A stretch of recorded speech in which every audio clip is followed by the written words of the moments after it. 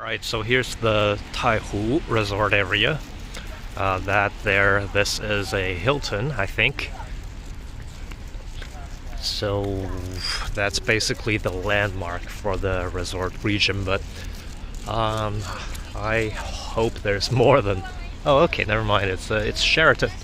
I was not reading the sign clearly. Hopefully they got more than just, the water and a couple of hotels. Okay, that's the Fisherman's Wharf and, well, whatever they want to call it, I guess. And yeah, this is Taiho Lake when it's rainy out, and that's the Sheraton we were just at. Lighthouse and all that, mostly restaurants.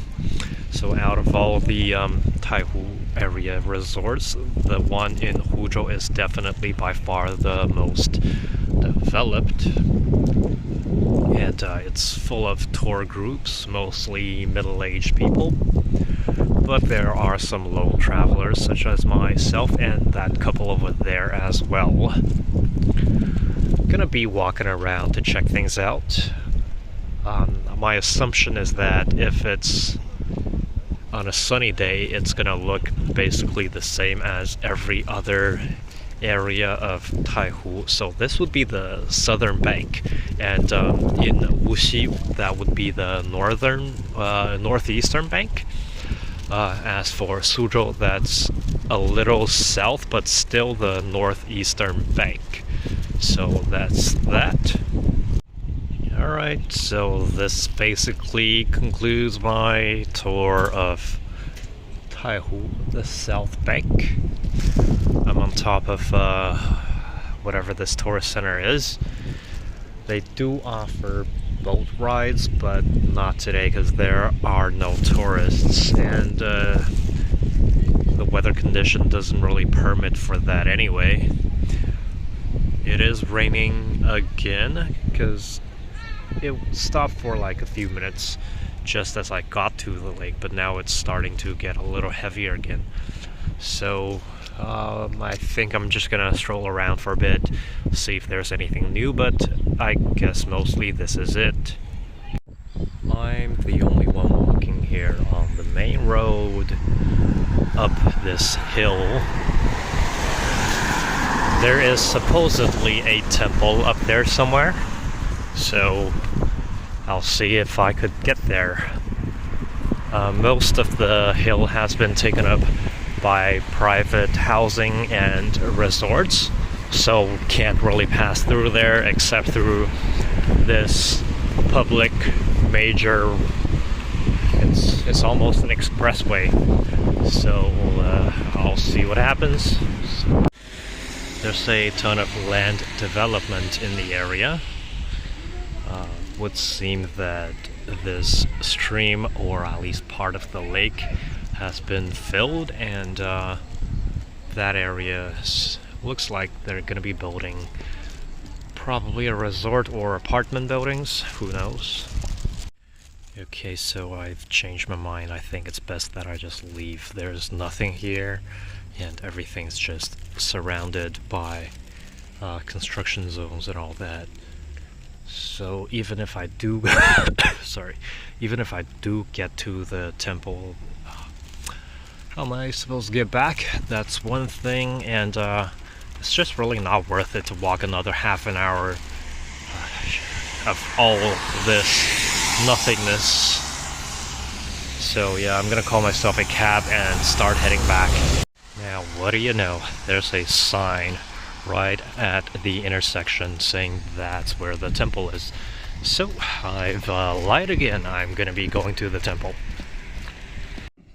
Now, who'd have thought there is a tiny temple right between all these construction zones? And I don't know what that pagoda or tower is, but I think that's a part of a different resort. Still, this, wow. Looks like that's a rice field as well. So this is pretty awesome. Like, everything is either a construction zone or planned to be construction zones. And in the middle of all this, there's a temple. Time to check it out. So here's the Zen Temple, built 1500 years ago during the North and South dynasties, and located between the rice field and construction companies, and that looks more like electricity station type of deal. Generators? I don't know. But it's definitely surrounded by a lot of barbed wires. Tiny, tiny Zen Temple. And there's a hill at the back as well.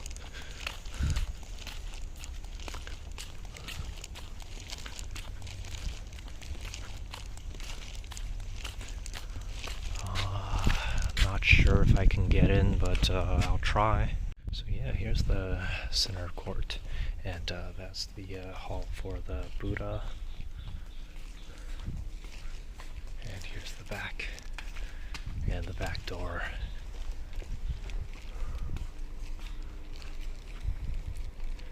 A lot of plaques for donors, and the back hill. I suppose I'm just gonna check out the hill now. There's not a whole lot. It's a very tiny temple, and I'm quite surprised that it still stands. And here's Long Island Park. It's essentially a delta between the river. I don't know what the name of the river is, but I do know this is a delta, and that's pretty cool. And I don't know what's going on at this park, and that's even better. Though it is raining, so that's not good. It makes it hard for me to take videos and keep my camera safe. Whoa. And of course, there's the risk of tripping and falling. Okay, so I'm on top of a bridge or platform after crossing that bridge. And this bridge platform gives you a really good view of that bridge. That's the main bridge, but you can't really get close to it.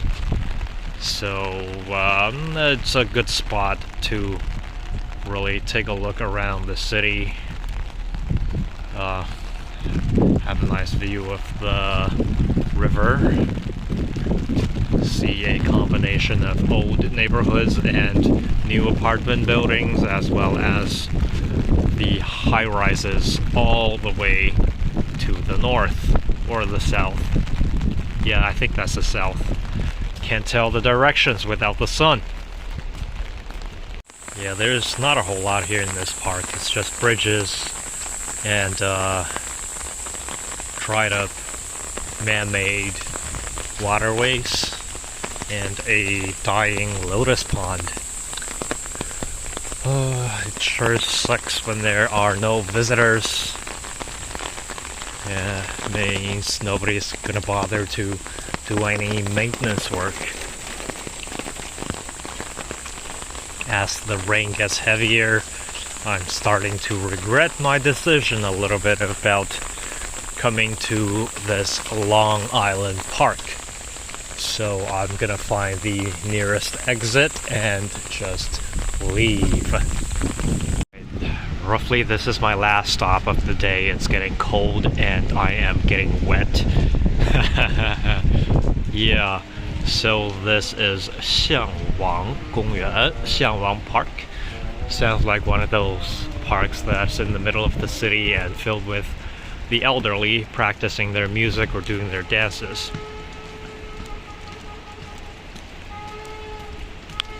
And this one seems to be a music-oriented hour or music-oriented park. There's a nice little statue and gatehouse, as well as a few other classical-looking structures. Good for photos. And yeah, that's about it. I'm tired. Going back. So, hey, signing out.